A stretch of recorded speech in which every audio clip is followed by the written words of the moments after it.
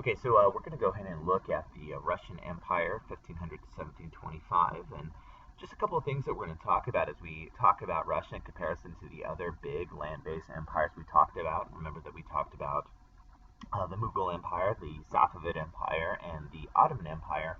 And now we're going to talk a little bit about the Russian Empire, which is also a land-based empire that is going to be influenced by Europe, but it's different because it's culturally Christian. A couple things to remember is that the region where Russia, the modern Russian state, begins is this area called Muscovy, whose leaders were based in Moscow. And Moscow, this city, Moscow, was culturally Christian. You might remember that the main type of Christianity in Russia is a type of Christianity called Eastern Orthodoxy. And you might remember that this is the main type of Christianity that we do see in Eastern Europe. As a group, here we have in green the area that represented this original Russian state. You can see Moscow is there, but you might remember that Russia was not free. They were not independent originally. You might remember that the leaders in Moscow led Russia's movement against the Mongol Golden Horde. And here in this slide, the Golden Horde is represented in this purplish color here. These were the people, the Mongols, that had ruled over Russia. They made them pay taxes, and Moscow had to be subservient to them. And so it was these Russian leaders from Moscow who actually began a movement against the Mongol Golden Horde. Now, one of the key leaders that is noteworthy is this guy here known as Ivan the Terrible. And Ivan the Terrible is noteworthy for having pushed Russian boundaries. He helped expand Russia through, his shrewd strategies and his lethal practices. In fact, Ivan the Great, Ivan the Terrible was known for even striking his own son. There's a story that here Ivan the Terrible in black actually had beat his daughter-in-law, and when Ivan the Terrible's son tried to defend his wife, who was pregnant, Ivan the Terrible actually, enraged, lashed out at his own son, resulting in his son's death. And so Ivan the Terrible definitely earned that name, and he was famous for having expanded Russian boundaries through his strategies. Now, when we look at this map, this shows you the growth of Russia. And from the very first color, Russia really is only in the western part of this map. And then what you see is slowly but surely Russia expands from the western part of the map all the way to the eastern map. And in 1547, the Russian leadership actually took the name of Tsar, which you might remember comes from the Roman title of Caesar.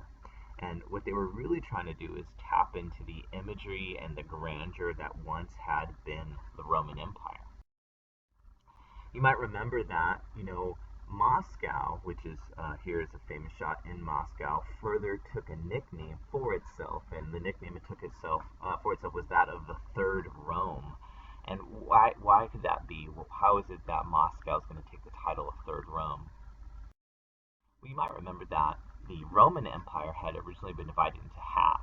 Half of it in the west, the Western Roman Empire, was an empire that spoke mainly Latin. You might remember the eastern part of the Roman Empire, later called the Byzantine Empire, was one that mainly spoke Greek. And they're going to have two different forms of Christianity eventually form. In fact, in the west, it's going to be mainly Roman Catholic. The eastern part will be mainly Eastern Orthodox. You might remember that as things got difficult, Constantine moved the capital from Rome, the first Rome, to Constantinople, which is today Istanbul. And Constantinople became like the new Rome, or the second Rome. And so the first Rome was Rome, the second Rome was Constantinople in 1453 as it became the Roman Empire's new capital. But you might remember that in 1453, Constantinople fell in 1453 to the Ottoman Turks.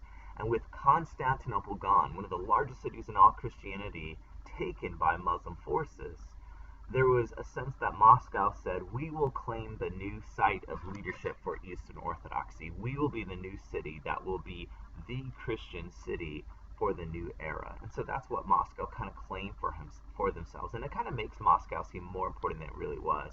Because really, at this time, Moscow is not really as important as Constantinople was. Moscow at this time really is not a new Rome. But they want that imagery for themselves. And kind of like you think about the Holy Roman Empire, that was not Holy Roman or an empire. They just really wanted to tap into the imagery of the Roman Empire. And so that's why German Confederation of States calls themselves the Holy Roman Empire. But there's challenges. And one of the challenges is that, as they're seeking to build this empire for themselves, to be this third Rome, the challenge that they're going to face is the challenge of geography. Challenge of geography, if you take a look here at this map, is that if you look at the map, the entire western part of Europe is going to be Catholic, and the eastern part, well, much of it, but not all, is going to be Eastern Orthodox. And so Russia really wants to be the leader of all the people here. Now, the bummer for them is that pretty much all the people in the southern part of the map that's blue are ruled by Muslims, and so they want to take a leadership position. They want to go ahead and see themselves as the defender of the Orthodox, of all those thousands and thousands of Orthodox who are now being captured or enslaved by the Muslim forces of the Ottoman Empire. The Russians want to take a leadership position. And they want to grow, and they want to be powerful like the Spanish and the Dutch and the English are. But there's a big problem that Russia's going to face. The big problem is that Christianity, had split West and East. In the West, they had Roman Catholicism, and the East had Eastern Orthodoxy. The Pope was in the West, the Patriarch in the East. The Roman Catholic Church had said that their services were in Latin, the Orthodox said it was in Greek. There's some big differences, and because of these differences, Russia often was isolated from the rest of Europe. Russia was like the only major nation in Europe that was Orthodox, and so there's a sense of separation, but there's something else that caused a great sense of separation as well. One of the great things that was a bummer for Russia was that even though they're a massive empire, take a look at the coastline of Russia. Russia's coastline is mainly frozen. And the thing is that all the other main European powers that were growing and becoming influential and expanding across the planet, they were all countries that had wonderful navies. Great Britain did, France, the Netherlands, Spain. All the nations that were really important were nations that had navies. And the problem with Russia was, if you just take a look at the map, is that most of their coastline was frozen for most of the year. So you have to do what they can. Where it says on your handout the realities of the vast empire, we're going to write a couple things. It was poor, number one, and number two, it had no warm water port. No warm water port. What that means is that most of these ports that are on the Arctic, well, they're frozen for much of the year. So it's not an easily accessible body of water. So that's a big challenge. Now this section says the drive across northern Asia. Well, we are going to write down that Russia expanded to the east by conquering Siberia. Siberia is listed here on the map, and so as Moscow is in this western part of the map, they can't go west because that's where Europe is. And Europe, actually, at the time, Poland was a pretty tough country. Finland and Sweden, pretty tough areas to move into. And so Russia sees the only place that they can expand is to the east by conquering Siberia. Now, how was that possible? How were they able to go across the entire continent? Well, the next line, Siberia was inhabited by mainly nomadic people groups.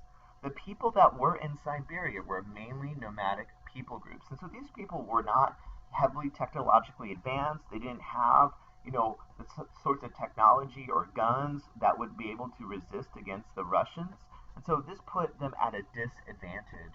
And on the next line it says, why would they even go there? Well, rare furs led Russians across Siberia and even to Alaska, which became a Russian colony. If you take a look at the map, in green on the top of your map it says Russian America, because Russia owned Alaska. That was a colony of Russia, and they were seeking the same thing that the French coureurs de bois had sought.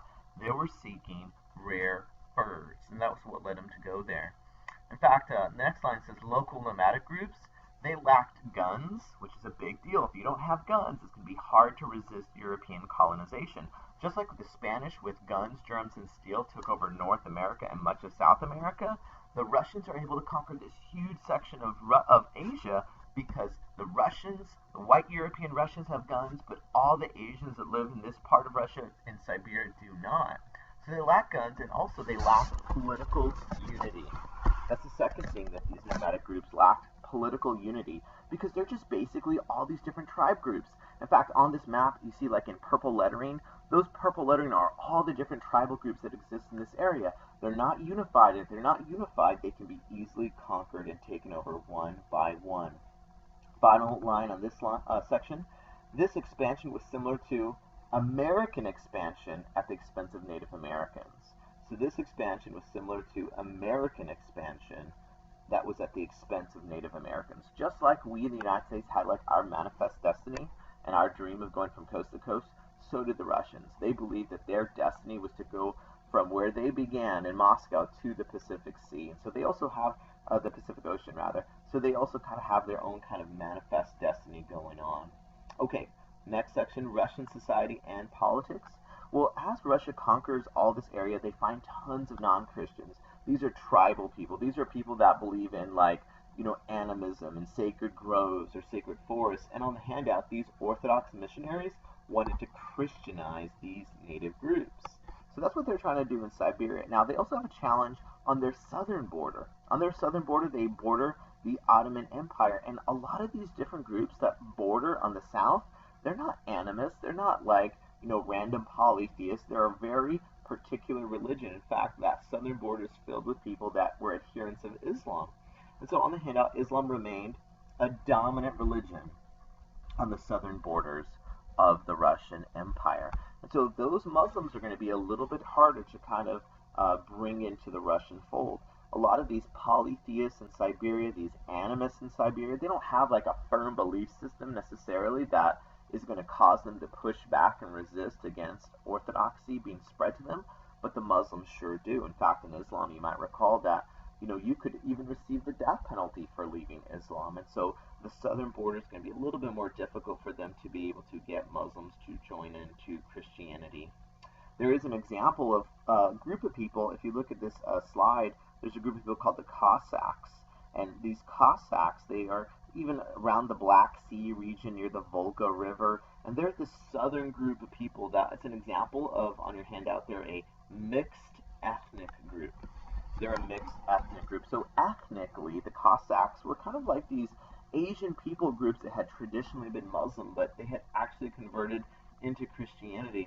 And the second thing, writing about the Cossacks being a mixed ethnic group, one thing that you should write down is that they were famous for their military heritage. They were really famous soldiers, well known for their bravery and expertise, and so they were known for their military heritage, their military tradition. Next line below that, it says, they're one of the primary soldiers in the conquest of Siberia. So those Cossacks became so famous that they were the ones that the Russian government actually turned to help expand into Siberia. Well, even though this is great and the empire is expanding, not everything's perfect. In fact, there's a time called the Time of Troubles, which this actually saw a decline in political power of Russia. And what's going to happen is that in this uncertainty, some decisions are going to make to bring a new leader in charge. In fact, on the handout, it says that there's this term called the boyars. Who are the boyars? Well, these are actually Russian princes. This is who the boyars are. And they make a decision to take one of their own, one of their fellow boyars, a guy named Mikhail Romanov, and they promote Mikhail Romanov into leadership position.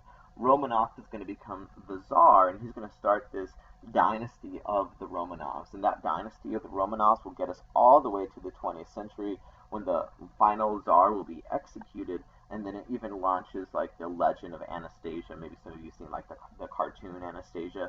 That's based on this Romanov family and the legend that one of the Romanovs actually survived. Now on the handout it says the Romanovs, they saw foreign conflicts as examples of a struggle between, write down, Islam and Christianity. In other words, what I mean by this is they saw themselves as representative of everything that's good with Christianity, and they saw that what they were really doing in their minds was fighting, not for Russia, but fighting for God. And so they saw all these examples of conflicts as really just an example of Christianity resisting Muslim expansion all over the world. And so that's how they kind of saw this conflict as a struggle between Islam and Christianity, specifically their Christianity, which was Islam. Further, on the handout, it says they viewed the ethnically Slavic Russians as civilized. They saw themselves, who were Slavically related, they're a Slavic people group, the Russians. They thought that they were civilized, and they thought the Ottoman Muslim neighbors to the south were barbaric. And so this is just how it is. You view people who are different as other, as less than, and that's certainly how they viewed the Ottoman Empire to their southwest. And so they're going to kind of be their great rivals. In fact, whenever they talked about this, they talked about conflict with the Ottomans in the language of crusading. And when they said we're going to war with the Ottomans, they used crusader language. Remember, the Crusades were the time in the Middle Ages when Europeans had went to the Middle East to try to liberate the Holy Land, and that's exactly what the Russians tried to do. When they discussed the Ottoman Empire, they talked about it using the language of crusade and describing their conflict.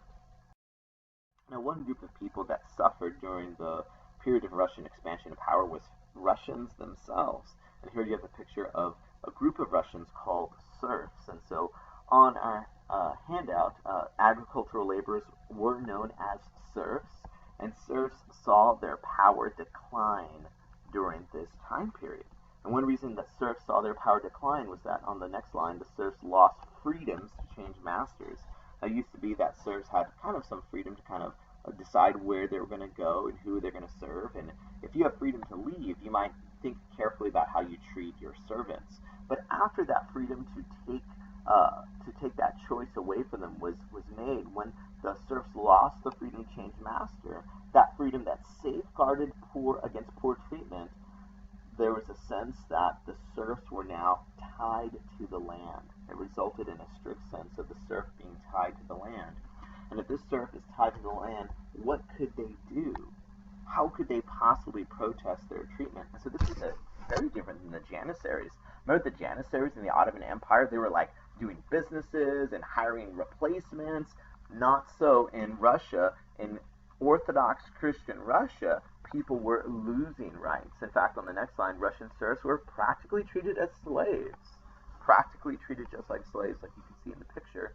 And they represented about 50% of the population. Half of all the Russian people were living in these conditions, while the landowners, the people with power, it represented only 2% of the population. And so definitely Russia was a place where the poor felt like they were not being treated right and were being taken advantage of. The most important guy we need to know for Russia at this period is Peter the Great.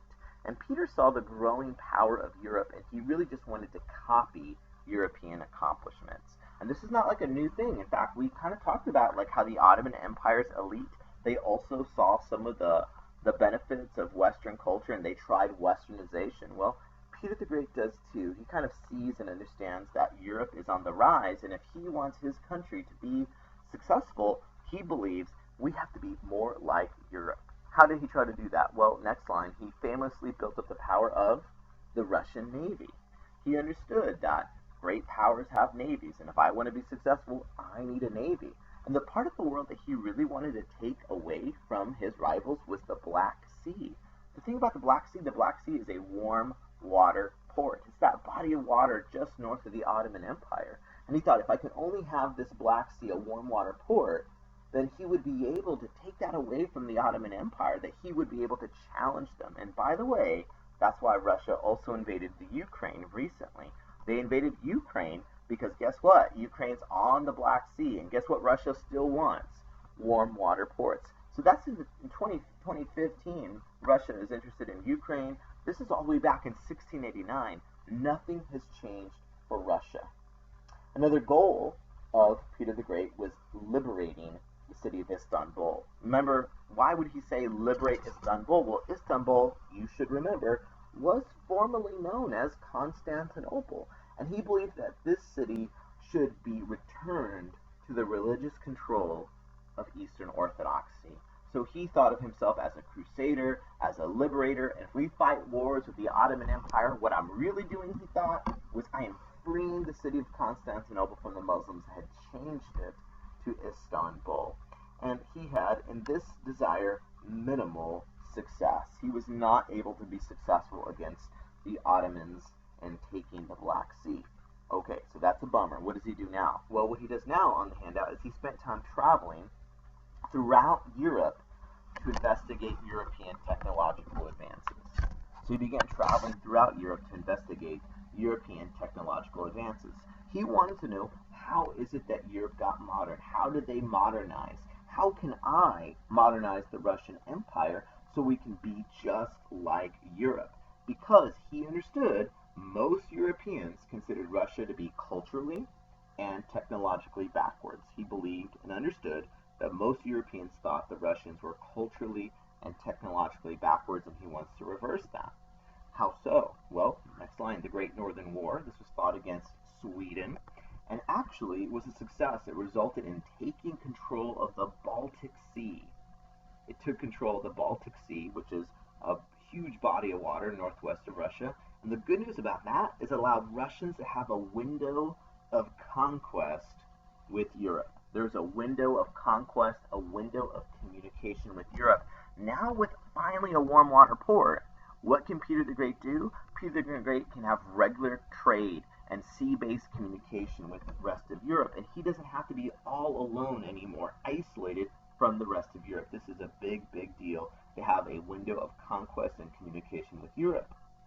Next line, for the first time Europe had to acknowledge that there was a vast Russian Empire that posed a serious military threat. They had to acknowledge the vast Russian Empire now posed a serious military threat. They could no longer say, oh, Russia's just a bunch of barbarians, they're backwards, they're incompetent. For Russia to beat Sweden meant that now Russia caused fear in the hearts of Europeans. And to this day, Europeans understand Russia is a threat. And if it's unstable, it could be a nation that could invade or a nation that could cause difficulties like we see right now happening in Ukraine. Again, this begins in the 1700s, but it continues all the way till today in the 21st century. So Russia now poses a serious military threat, and Russia sought to expand its influence in Europe, and really nothing has changed. Russia wanted to expand its influence in Europe. Now, speaking a little bit about this new land that he took, what is he going to do with this new land? Well, what he does with this new land is he builds a brand new capital. And when you got to build a new capital, who are you going to name it after? Yourself. And so he decides to build this new capital, naming it St. Petersburg. And so on this captured land, he built a new city on the Baltic Sea, St. Petersburg, naming it after himself, as I mentioned. And this would be actually the new capital of Russia in 1712. So Moscow is a great place, but it's landlocked. The future is on the sea, so he moves the capital to St. Petersburg in 1712. And not just the capital, it also becomes, on your handout, a base of naval operations, because we want to impress the world with Russia. And one of the ways he decides to do it is he had spent all these advisors to France, all these advisors to Europe, and said, you know what, we're going to build a city from scratch, and we want to be successful like the other Europeans. And so what do you do with successful people? You copy them. And so what he does is he sends architects and designers to study, what does France look like? What does Versailles, that most famous of palaces in Europe, look like? And he says, let's do that. And so take a look at some pictures of what St. Petersburg looked like. These are some of the buildings in St. Petersburg, and one of the things you'll notice, this is not Russian architecture at all. In fact, the city was built purposefully copying French Baroque architecture, as France was considered the standard of aristocracy in Europe. People thought, what's the gold standard? It's France. He says, well, if that's the gold standard, let's make our nation look just like France. If you take a look at this, again, these buildings are all emulating French architecture. That's who they admired, that's who they looked up to, and that's who they wanted to copy. In fact, it's not just the buildings that were copied, but also the culture. In fact, on the handout, Russian elites were required to copy European culture. And two things that they were required to do. Number one, they said, listen, in the rest of Europe and France, you know what no one's wearing anymore? Beards. And so all the men were ordered by Peter the Great to shave, because the Russians were, again, looked down upon, considered backwards, considered barbaric, because all the leadership in the rest of the Western European world, facial hair was something that just was not acceptable. These sorts of fashion things happening in the United States as well. Look at early presidents, from Lincoln on. All these presidents have beards. I mean, when's the last time we had a bearded president in the United States, or a prominent bearded person in public office? Now, even like with like younger culture, like for 20-year-olds in 2015, 2014, 2016, beards among like young millennials is like popular again. But guess what? It's probably going to change. These fashion trends come in and out. And here, it's all about copying Europe. So one thing they were ordered to do is shave their beards. Second thing, they had to end the seclusion of their wives from court life. They had to end the seclusion of their wives. Because back in the rest of Europe, in Western Europe, women were an active part of court life. Coming to court, coming to parties, socializing, and that's something he had to actually order his men to do. Ultimately, the Tsar's power increases. In fact, take a look at your handout. In 1716, the Tsar issued a document who said that the Tsar, and there's two ways of spelling Tsar, is not obligated to answer anyone in the world for his doings. Ultimately, this, you should write down, increased the power of the Tsar. He said he was accountable to no one except for God, which meant that practically on earth he was accountable to no one at all. And what did he do? Two things he did to consolidate his power. Number one, he reduced the power of the boyars, those princes that were kind of in these advising role. And number two, he also increased control that he had over the Orthodox Church. If you can control the church, that's the only other institution that could possibly challenge you, and he controls it so that he will not be able to be ruled by the church. He will, in fact, rule the church and increase the power of Russia and its leadership for some time to come.